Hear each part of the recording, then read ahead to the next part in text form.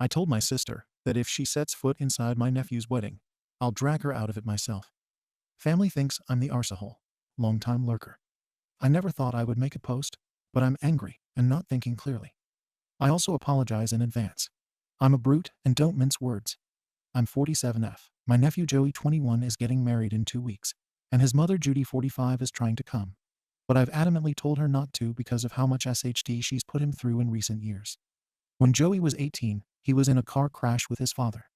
His father passed away a few days later, and Joey was also hurt but obviously survived.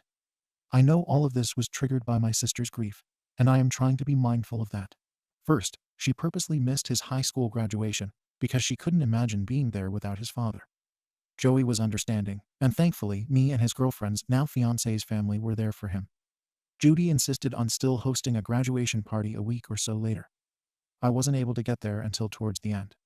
When I got there, most of the guests had left, and Judy was a drunken mess and was wailing about her husband's passing. I told Joey to pack a bag and to come to my house for the weekend, which he did. Judy swore she would do better and begged him to come back home, which again he did. A couple months went by, and Joey asked if I could drive him to work because his car had been totaled. He looked terrible when I got him, so I asked him what was up. He said he had been working 70 hours a week because Judy had gotten laid off. I asked him how his car got totaled, and he said Judy had crashed it while driving intoxicated. At that point, our mom and I sat down with her to try to get her into some sort of treatment or counseling, and she agreed, but we later learned she never went. I take partial responsibility for not following up. Some months later, Joey called me again, this time for a ride to the courthouse to get Judy out of jail. All he said was that she had gotten drunk and gotten herself arrested. But when I picked him up, he had fresh cuts on his arm and jawline. It turns out she assaulted him when he refused to get her more to drink. I begged him to come stay with me, but Judy insisted she would get help if he would stay and help her, which he did. I would call and talk to Joey once or twice a week to make sure he and Judy were safe. She didn't go into treatment, but he said things had calmed down. After a few months, he stopped responding to calls and only sent short text responses. Some time later, those stopped too. Throughout all of this, he has been supported by his fiancée. I started getting updates on Joey's well-being through her occasional social media posts. They got engaged, and her family is paying for the small, intimate wedding and reception they've chosen to have. As far as I knew, things were better. She seemed happy in her posts. I was blindsided about 2 weeks ago when Joey's fiancée called me. She said Joey needed my help and asked if she could drive him over to my house. When they got there, he was shaking, hyperventilating, and throwing up multiple times. When he finally calmed down, he said his mother had gone into a drunken rage some weeks ago and started trying to rip and burn everything left of her husband's. When Joey stopped her, she started wrecking his stuff. All the while she was screaming that she wanted her husband back and wished Joey had unalive instead. She was blaming him for the crash, the whole 9 yards. Joey said this has been going on for months, and the night prior to his girlfriend bringing him to me, he came home and found that she had burned all of his father's pictures, old clothes, everything. I went to confront Judy. She agreed once again to enter treatment, and this time she followed through. Joey has been staying with me since. Every time I ask about the wedding, or his girlfriend goes over plans with him, he turns pale and miserable. I asked him what was up with that. He wouldn't really answer, but I asked if it was because of his mom. I asked if he wanted her off the guest list. He didn't have it in him to flat out say yes, but the look on his face said it all. Judy called him earlier today, gushing about how excited she is for the wedding, and that she's picked out her dress and wants a mother-groom dance. Joey told her not to come. She went all weepy and started begging. At that point, I asked him to give me the phone, and I flat out told her that if she sets foot in that wedding, I will personally drag her out of it. This has caused a stir in our family.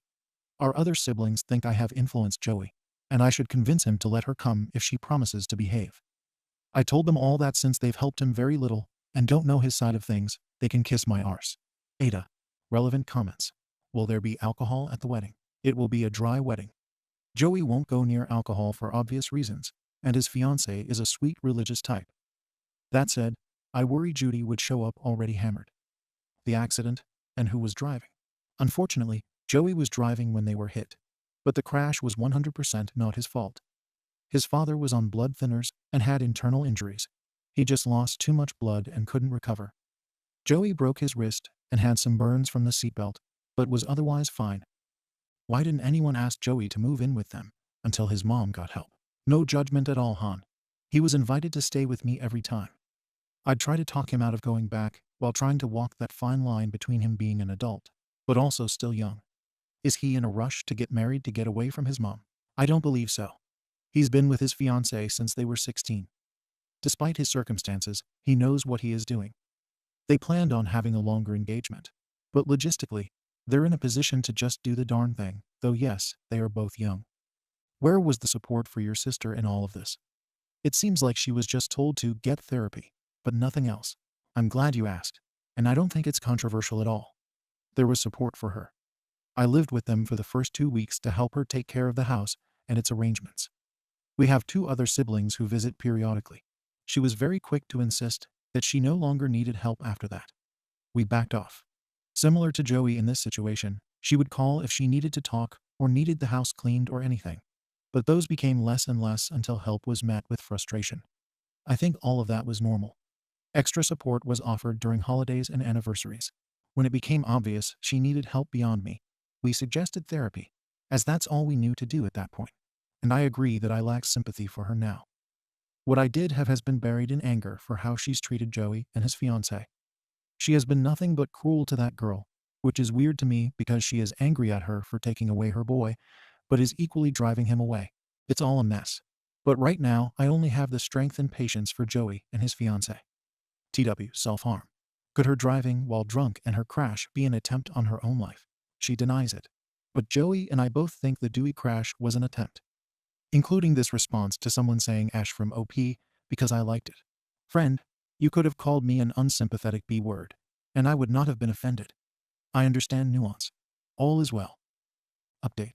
I've slowly figured out how to share smaller updates. I know a few of you are concerned. Any good vibes, well wishes, or whatever you believe in for Joey would be appreciated. He insists it's a stomach bug going around, but he has been nauseous all day at work, but won't leave. He refuses to block Judy, and she has been calling him every few hours. He's not answering, but he's worried blocking her will put her over the edge. I'm trying to work with her to get his things from her house, but she won't speak to me. She will only speak to Joey, who won't speak to her. So I'm letting her cool off for a few days. Goodness knows I need to before I rip her a new one. Thankfully, his essentials are here at my house, so there isn't anything he needs. As far as I know, this is his last week working before he gets some time off before the wedding. They'll be moving his fiancée into the apartment they're leasing next week, and he'll join her after her wedding. She's religious. He says he's feeling excited to get to those things. Thanks to everyone for caring about my family. And Undertaker. Text update post. Title. I don't even know what to title this. I'm just sharing so I don't explode. Transcription. OP. Checking in. Are you sober? Sis. Yes, got him. OP. I'm just asking. So can I come get his stuff, please? One less thing on your plate. Sis. No, he can call or text me, and he can arrange to come get his shot. Until then, you are not permitted to. OPF's sake. He has been paying to keep a roof over your head for how long? And this is how you act. Why can't you set everything out for me to pick up for him?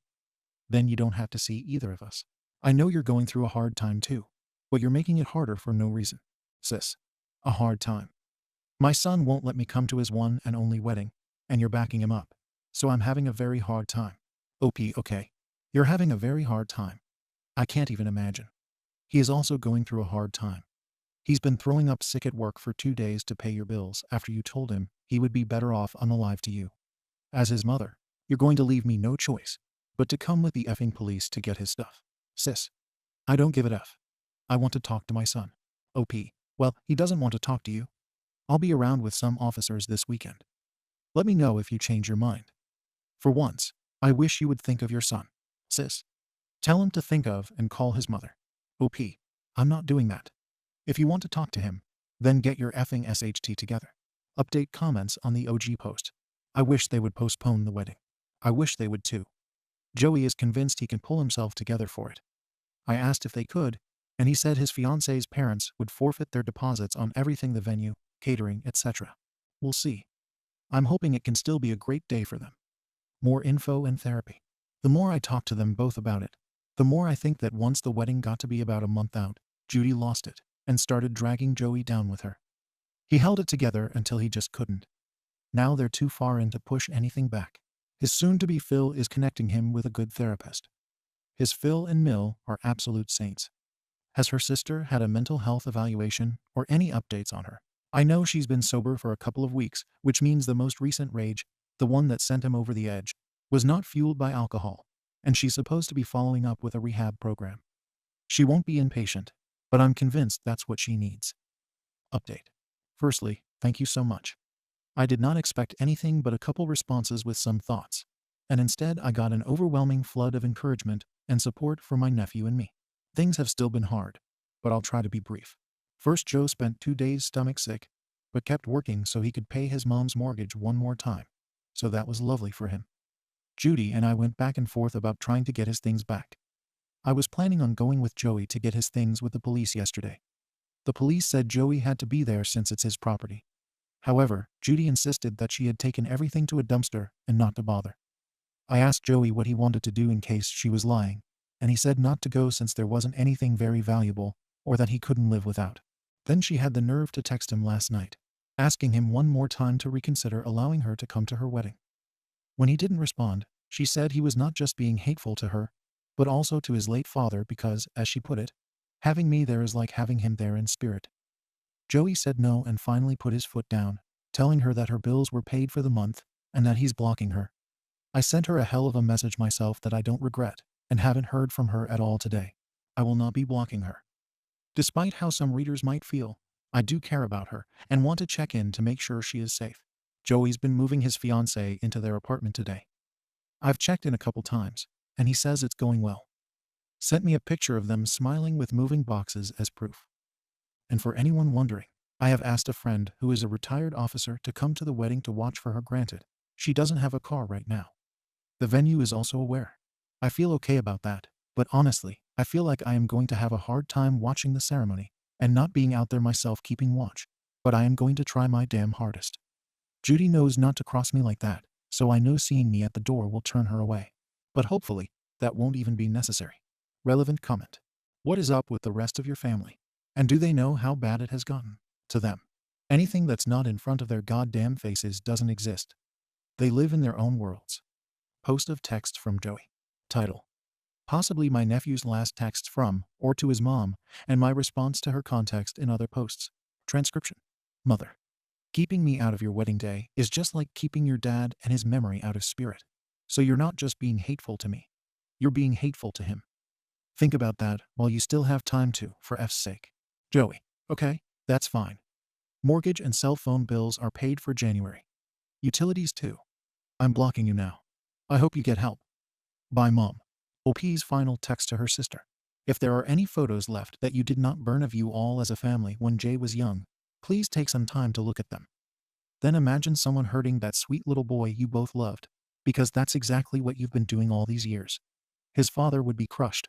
Absolutely crushed. I know I am. I know Jay is. Get effing help. Then get on your effing knees and pray that someday your son might forgive you if you can ever learn to love him again. You can call or text me if you need help or to let me know you're safe. Otherwise, just get some effing help and stay out of Jay's new life. Update. Title. AITA for crying at my nephew's wedding. Well, the day started with me receiving multiple calls and texts from Judy, ranging from apologies to calling me every name in the book for keeping her away from her son on his big day. I reminded her to stay away, and that if she didn't, she would be ushered out by me if it came down to it. I told other relatives that if they dared to bring her, they would be kicked out, and they'd probably never hear from Joey again. All that said, Joey and his wife did the damn thing. They had an amazing, small, intimate wedding. I haven't cried since my dad passed away decades ago, and today I was a weepy mess, but in the best way. I cried through the ceremony. I cried when I saw the reception with tables for board games. That's so damn creative, at least I think so. Joey and wifey, despite the odds against them, had a great day. Joey was truly happy for the first time in far too long. So, AITA for being a crybaby at my nephew's wedding. I'm exhausted, so I'll talk to you all after a good night of sleep. I just wanted to share the update I promised. Mini update. Last night was it. Joey and his wife tied the knot, and it was a lovely evening for everyone. I sobbed all throughout. These two have been together since early high school, so seeing them commit to each other was awesome. And Joey looked and sounded truly happy, something I haven't seen in quite some time. Thank you all for the care. Thank you for watching the video.